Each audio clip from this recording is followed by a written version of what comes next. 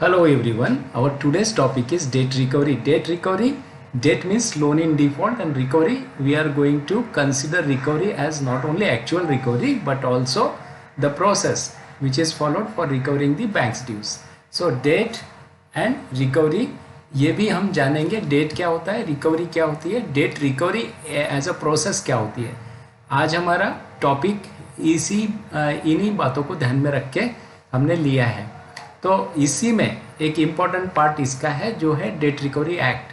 Recovery of debts due to banks and financial institution act 1993 था originally. उसी का नाम अभी है the recovery of debts and bankruptcy act 1993. इसकी महत्वपूर्ण जो भी प्रोविजंस रहेगी उसको हम आज देखेंगे. शुरुआत करते हैं. सबसे पहले जानने की कोशिश करते हैं शुरुआत में बैंक लोन एप्लीकेशन से कैसे प्रोसेस चालू होता है. जब किसी को लोन की ज़रूरत है तो अप्लाई किया लोन के लिए. लोन लेने के बाद लोन डिसबर्स हुआ. लोन डिसबर्स हुआ मतलब लोन दिया गया. लोन दिया और उसके बाद लॉस होने से, बिजनेस में लॉस हुआ या कुछ इश्यूज़ की वजह से उसमें डिफ़ॉल्ट हुआ. तो डिफ़ॉल्ट हुआ तो लॉस हुआ. बैंक के लिए भी लॉस वाली बात है ये. और इसीलिए बैंक क्या चाहेगा कि बोरोवर आके जो पैसा लिया है वो आके पेमेंट करे. मतलब it should be return, the amount should be return, amount वापस करना चाहिए. इसके लिए जो भी विद इन रेगुलेटरी गाइडलाइंस बनेगा, bank will support the borrower. Compromise settlement की बात है, इंटरेस्ट में वेवर की बात है, एक्सटेंशन की बात है, टेन्योर की एक्सटेंशन की बात है. Bank might consider it on merit. Merit के ऊपर बैंक उसको कंसिडर करेगा. The another point is that when all efforts are failed, जब कोई एफर्ट्स नहीं काम आता है, देन बैंक के पास एक ऑप्शन रहता है, वो रहता है लीगल एक्शन का. ये लास्ट रिसॉर्ट है. इसीलिए इसके पहले जितने भी एफर्ट्स होते हैं वो पूरी तरह से बैंक की तरफ से, बोरोवर की तरफ से सेटल होने के हिसाब से, रिकवरी के हिसाब से होते हैं. लीगल एक्शन जब बात आती है तो अभी हमने देखा है बैंक लोन एप्लीकेशन. शुरुआती तौर पर लोन सैंक्शन हुआ, एलिजिबिलिटी के आधार पर लोन दिया गया, उसी आधार पर जितना ज़रूरत है या जिस तरह से रिपेमेंट कैपेसिटी है, जितना वापस कर सकते हैं वो कैपेसिटी के आधार पर लोन दिया गया. अकाउंट ऑपरेट हुआ, किस हिसाब से अकाउंट ऑपरेट हुआ, उसमें इंस्टॉलमेंट्स कुछ जमा हुए, कुछ नहीं हुए, कुछ इश्यूज आए, पेमेंट नहीं आया, अकाउंट एनपीए हो गया, उसके बाद डिफ़ॉल्ट में आ गया. तो क्या होता है, तो फिर बैंक के पास बहुत सारे ऑप्शंस में से एक लास्ट का ऑप्शन रहता है लीगल एक्शन. ये लीगल एक्शन का जो प्रोसेस है, इसी के बारे में आज हम डेट रिकवरी में बात करेंगे. तो अभी शुरू करते हैं 1993 के पहले से. 1993 के पहले क्या सीन था, सिनेरियो था, परिस्थिति क्या थी, उस बारे में. बैंकर ने अगर पैसा दिया तो वो सोचता है कि मेरा पैसा कब वापस मिलेगा, बिकॉज आगे देखते हैं. रिकवरी के लिए बैंक केस फाइल करता था और राह देखता था डिसीजन की, क्योंकि कोर्ट के पास बहुत सारे मैटर्स थे बैंक के अलावा भी, तो उसमें समय लगता था. पब्लिक मनी जो है वो ब्लॉक हो जाता था और इसीलिए fund could not be reused. वो फंड रीयूज नहीं होता था. ये सिचुएशन था प्रायर टू 1993. ये सब सिचुएशन के चलते हुए जब गवर्नमेंट को ऐसा लगा कि बैंक से रिप्रेजेंटेशन आए और बहुत सारी बातें हुई, तो देन गवर्नमेंट अपॉइंटेड दी कमिटीज. एक कमिटी मिस्टर टी तिवारी के चेयरमैनशिप में अपॉइंट हुई थी 81 में. That committee gave the recommendation for the purpose of establishment of special tribunal among other this thing recommendations. और भी रिकमेंडेशंस दी. उसमें एक मेजर रिकमेंडेशन थी कि स्पेशल ट्राइब्यूनल होना चाहिए, judicial quasi judicial bodies to deal with the bank cases. Bank cases को ही डील करेगी. तो उसमें क्या होगा, फोकस रहेगा एक चीज़ के ऊपर और वो कंसंट्रेशन के साथ उसमें रिजल्ट आएगा. और इस व्यू को सपोर्ट किया नरसिम्हन कमेटी ने इन 1991। रिजल्ट क्या हुआ? रिजल्ट हुआ the debt recovery and bankruptcy act 1993।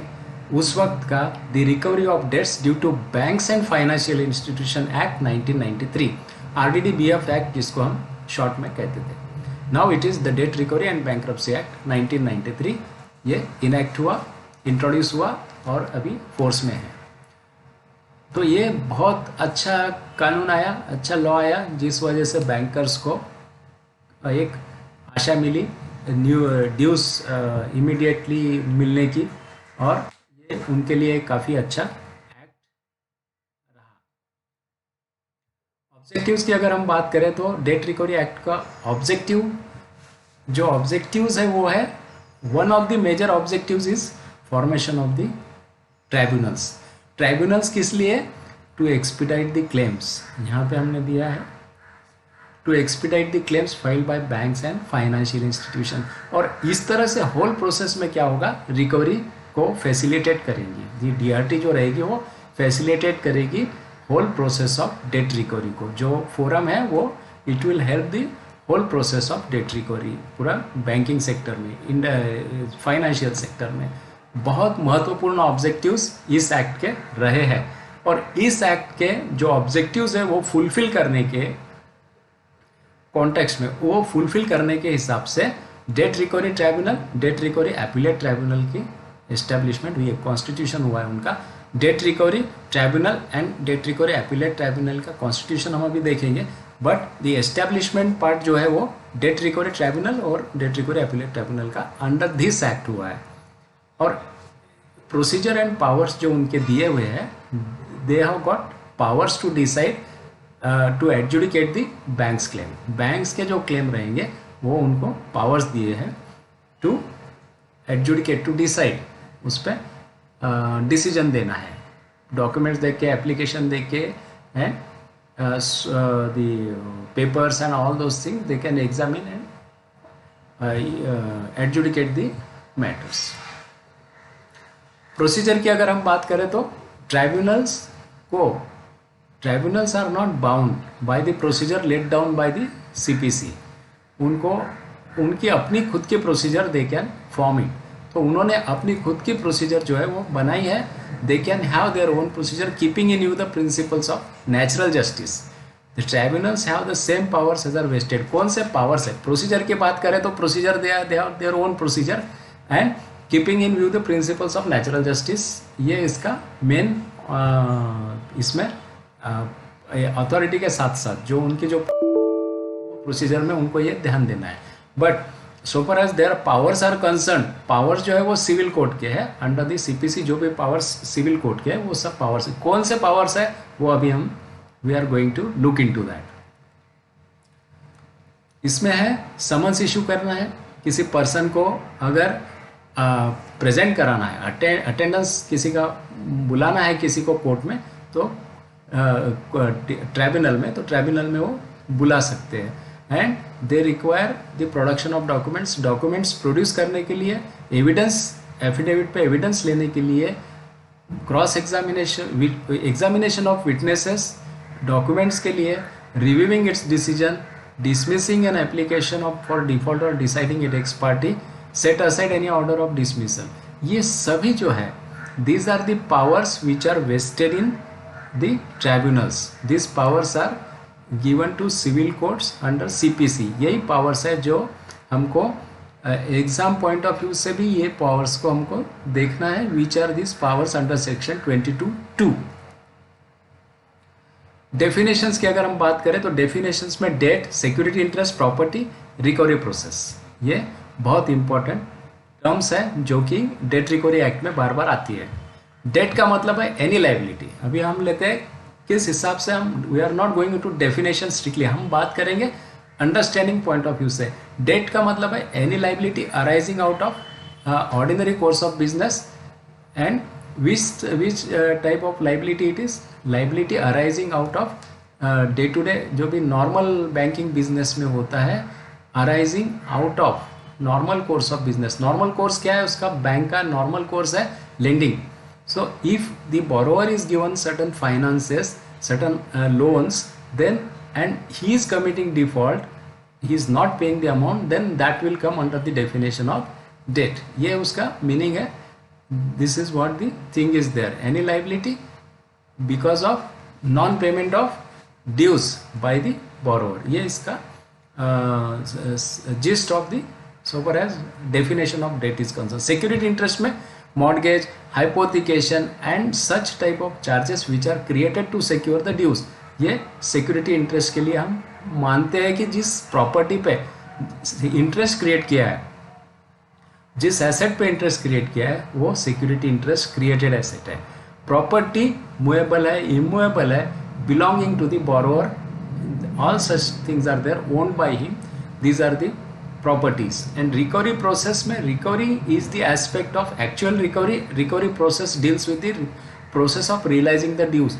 कैसे अमाउंट रियलाइज हो, इसकी एक प्रोसेस है. पूरी प्रोसेस की जानकारी अभी हम लेंगे. This is about the definition. Now procedure to file an application. कर्ज वसूली की प्रक्रिया शुरू करनी है, कैसे करनी है, एप्लीकेशन फाइल करना है, कैसे करना है, देखते हैं. एक एप्लीकेशन फाइल करना है सेक्शन 19 में, 19(1) में एक एप्लीकेशन फाइल करना है विद द DRT. कहाँ फाइल करना है? जहाँ पे ब्रांच ऑफिस है या जहाँ पे उसका अकाउंट मेंटेन होता है बोरोवर का, और जहाँ बोरोवर रहता है या कॉज ऑफ एक्शन अराइज हुआ है, जहाँ वहाँ पर जहाँ DRT है, ट्राइब्यूनल है, वहाँ ये फाइल होगा. एप्लीकेशन में क्या क्या सबमिट करना है? एप्लीकेशन में details of debt, that is the nature of limit, nature of facility as well as limit sanction. Then debt, outstanding liability कितनी है, इंटरेस्ट अमाउंट क्या है, रेट ऑफ इंटरेस्ट क्या है, security charge, estimated values of securities.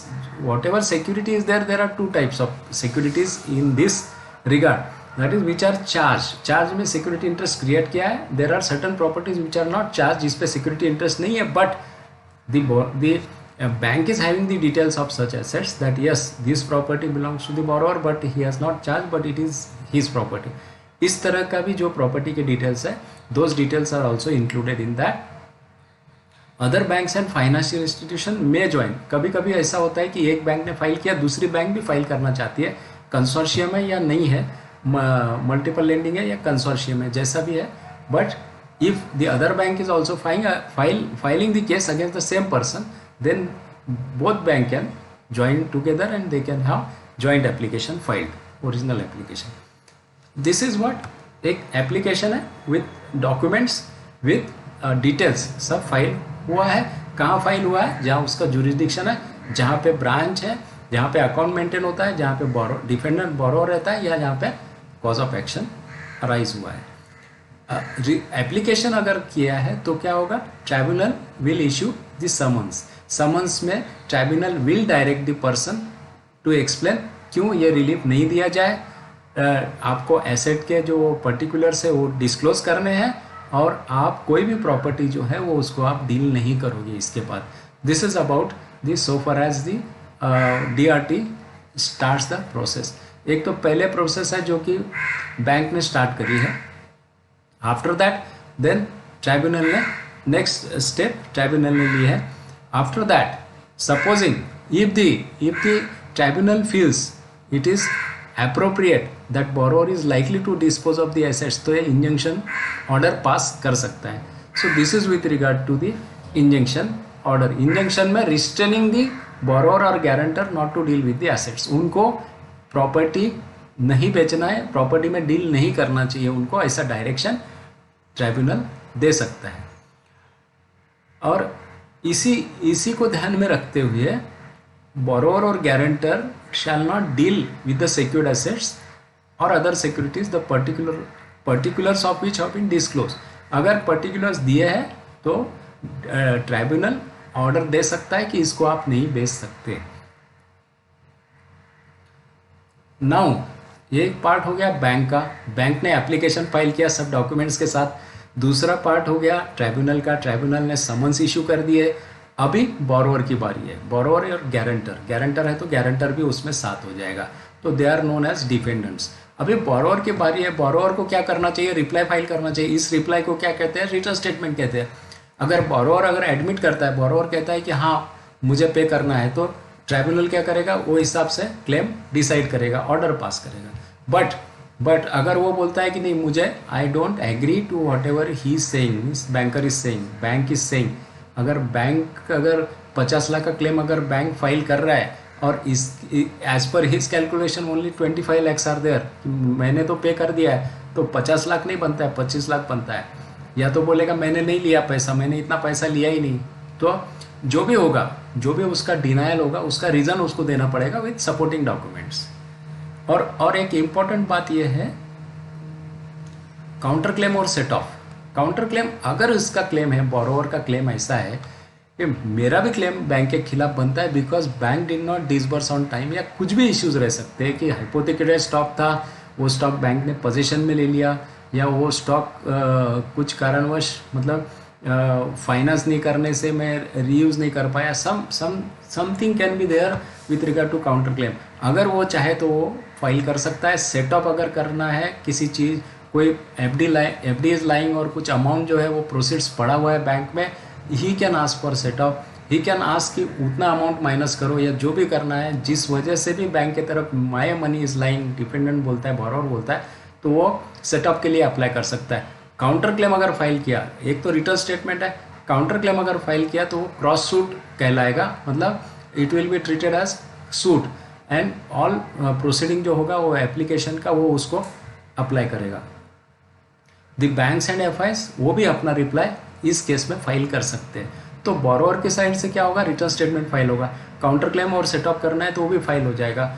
इसके जवाब में bank अपना रिप्लाई देगी। तो ये हमने देखा अभी, पहले तो बैंक एप्लीकेशन फाइल करता है विथ ऑल सपोर्टिंग डॉक्यूमेंट्स, कहाँ करता है, जहाँ जुरिडिक्शन है। उसके बाद जो होता है वो डीआरटी, ट्राइब्यूनल का रोल होता है। Tribunal will issue summons, 3-4 things, 3-4 things tribunal will ask to comply, 1 2 3 4 जो हमने देखा है। समन्स के साथ साथ कि आप प्रॉपर्टी में डील नहीं करोगे, आप जो है वो एसेट्स डिस्क्लोज करोगे, और आप बताइए कि आपके खिलाफ जो केस फाइल हुआ है उसमें रिलीफ क्यों नहीं दिया जाए।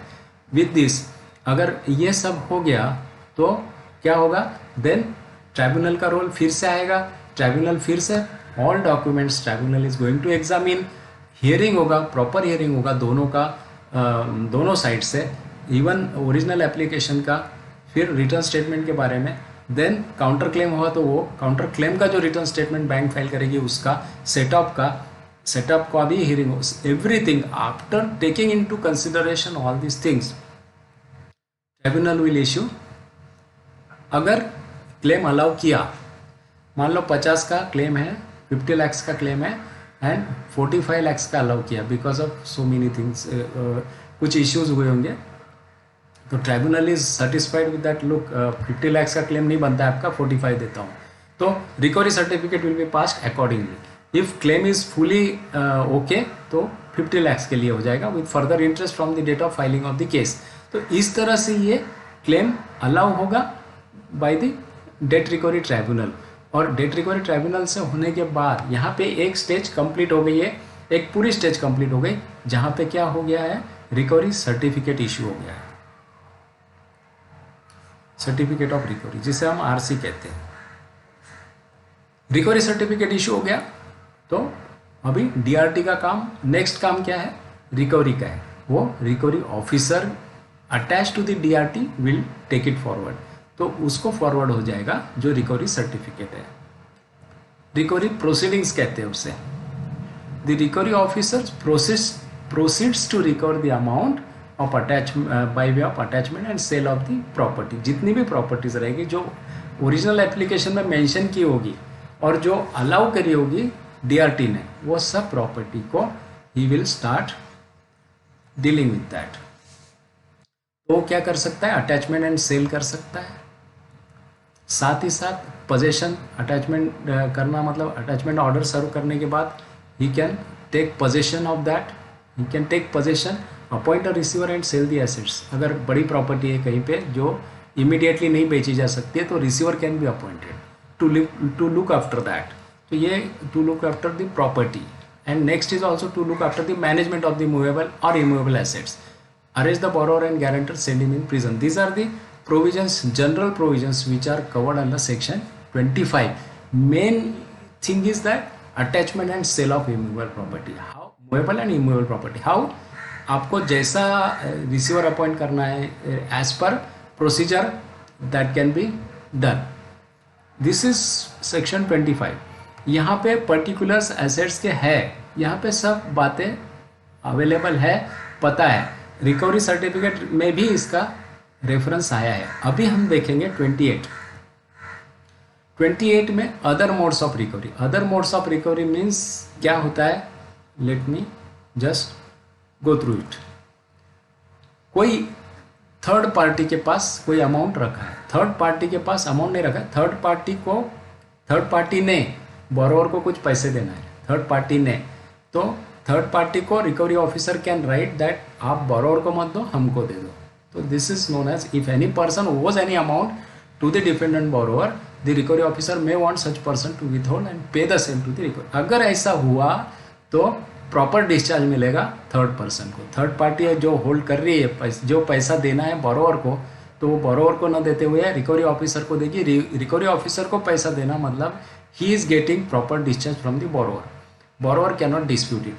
तो ये बात हो जाती है इस केस में. अगर हम बात करेंगे नेक्स्ट इसकी, उसमें भी सिमिलर पॉइंट ऑफ व्यू है, जहाँ पर बैंकर है या कोई भी जो क्रेडिटर है या कोई भी है जो मनी होल्ड कर रहा है on behalf of borrower. Borrower का पैसा जिसके पास आया है, आ रहा है, आएगा, उसको रिकवरी ऑफिसर बोल सकता है कि ये पैसा जो आएगा या जो पैसा आपने रखा है बोरोवर का है, वो हमको दे दो, हम आपको प्रॉपर डिस्चार्ज दे देंगे, और वो it will be a valid discharge. तो ये garnishee sort of garnishee order जो होती है, ये उसका काइंड होता है, जिसमें गार्निशी ऑर्डर के हिसाब से the person who is holding that property money, वो ही is liable to act as per garnishee order. नहीं करना इज ऑल्सो एक्शनेबल, उसके खिलाफ एक्शन हो सकता है. Therefore it is the duty of the person receiving such order to comply with the order. अगर कोई कोर्ट में बोरोवर की कोई प्रॉपर्टी मनी रखा हुआ है, तो there he can make an application, recovery officer can make an application कि ये प्रॉपर्टी और ये मनी बोरोवर को बिलोंग करता है, वो मुझे दिया जाए, ताकि जो रिकवरी है वो हो सके, पूरी हो सके. और इसी तरह से बोरोवर और गारंटर को रिकवरी ऑफिसर फर्दर जो भी डिटेल्स रहेंगे प्रॉपर्टी के, और भी कोई डिटेल्स है प्रॉपर्टी के, वो मांग सकता है, फर्निश करने के लिए बोल सकता है. एंड देन फर्दर कुछ मूवेबल प्रॉपर्टी है तो सेल कर सकता है as per the provisions laid down in the third schedule of the income tax act 1961. This is, अभी हमने देखा रिकवरी ऑफिसर में दो पार्ट में है, एक सेक्शन 25 में, एक दूसरा सेक्शन 28 में. Proceedings, recovery proceedings are there which we have scene.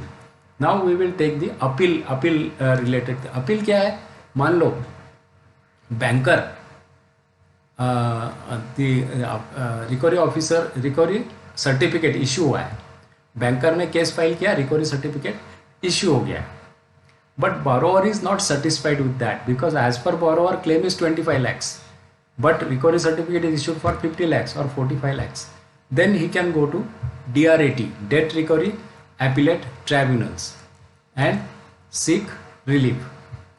Then कैसा होगा, सेम प्रोसीजर रहेगा, उसमें एप्लीकेशन फाइल करना पड़ेगा विद ऑल सपोर्टिंग डॉक्यूमेंट्स जो भी उसको चाहिए. Now if banker is not satisfied with the order, bank can also file an appeal before date recovery appellate tribunal. Any agreed person, जिस person को भी ऑर्डर जो DRT ने पास किया, if the person is not satisfied with the order, what ever order is pass, direction given by the DRT, he can approach the DRAT.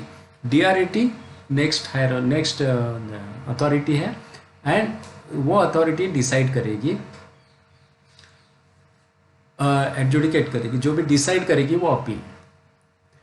Now ये appeal जो file करना है, ये अगर कंसेंट टर्म्स हो गया, बीच में कोई कंसेंट टर्म्स हो गया, एग्रीमेंट हुआ, DRT के सामने भी अगर कंसेंट टर्म्स फाइल हुआ है, तो that it is not appealable. Such order is not appealable. अगर compromise हुआ है, consent terms हुआ है तो appealable नहीं है.